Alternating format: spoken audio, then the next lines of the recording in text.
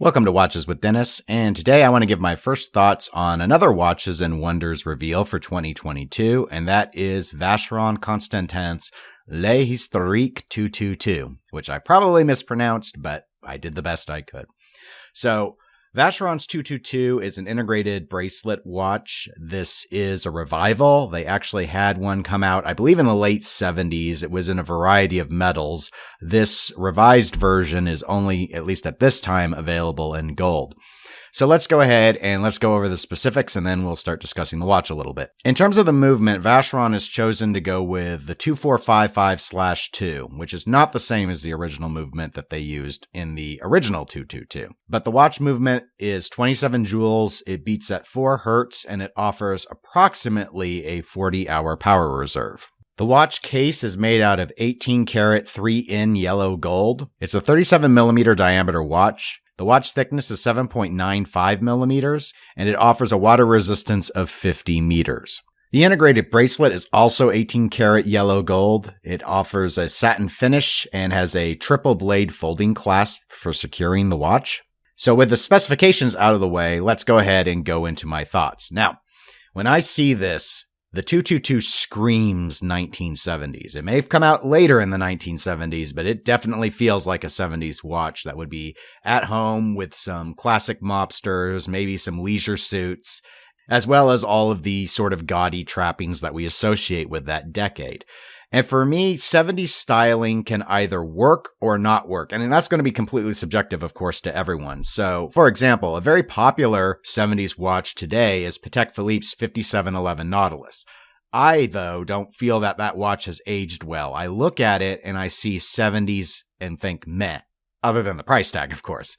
But alternatively, the Zenith Chronomaster Revival El Primero A385, also a very 70s looking watch, though I believe technically it came out in 69.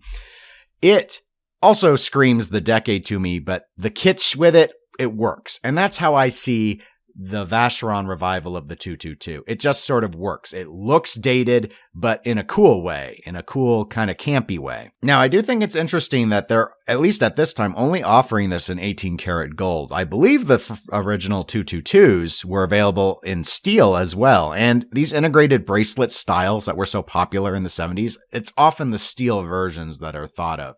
And Vacheron may have an intention of rolling that out eventually, perhaps depending on how well these do. Given we're dealing with gold here, pricing's definitely going to be an issue. And running the numbers that I've been able to find, it appears this watch is going to retail at approximately $68,000 US. So for some campy 70s fun, I don't think very many people are going to jump into this, but it may really appeal to some people. Now, why I think this sort of works in a campy 70s way is just a mix of the aesthetics combined. Obviously, it being drenched in gold is a part of that sort of over-the-top 70s feel to it.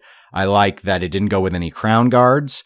I like that it offers a Maltese cross at the 5 o'clock position on the case.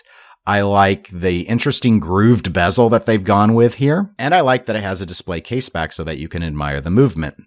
A lot of times I don't love the visual aesthetic with integrated bracelets. It really does just depend. I do like this one a lot, namely because it feeds into the whole 70s kind of vibe that this is going for. Overall, I think this watch is going to be pretty attractive to people that were perhaps trying to get the original 222s. My understanding is those are quite collectible at this point and often go on auction sites for over $100,000. So this offers a much more affordable alternative, but that's, of course, very relative. This is well beyond my price bracket. And if I had the money to be able to purchase something like this, I would be far more tempted to get something like an Longa 1 or something that just overall appeals to me beyond sort of the kitsch factor and is more practical in my day-to-day life. I am really curious mostly if they'll end up rolling out a steel version, though if they do, this is Vacheron. I assume it's going to be priced around the retail price of the Royal Oak and the Nautilus are in terms of their stainless steel competitors. But overall, I just like how over the top it is. It's so 70s. What are your guys' thoughts? Comment below. Do you like this sort of watch? I don't know if all gold watches are really back in yet or not. It seems like they're making a comeback, but what are your thoughts? And if you enjoyed the video, just click the like button for me. And if you want to be notified when I have new videos out, just click the subscribe button. That's it. Everybody, take care.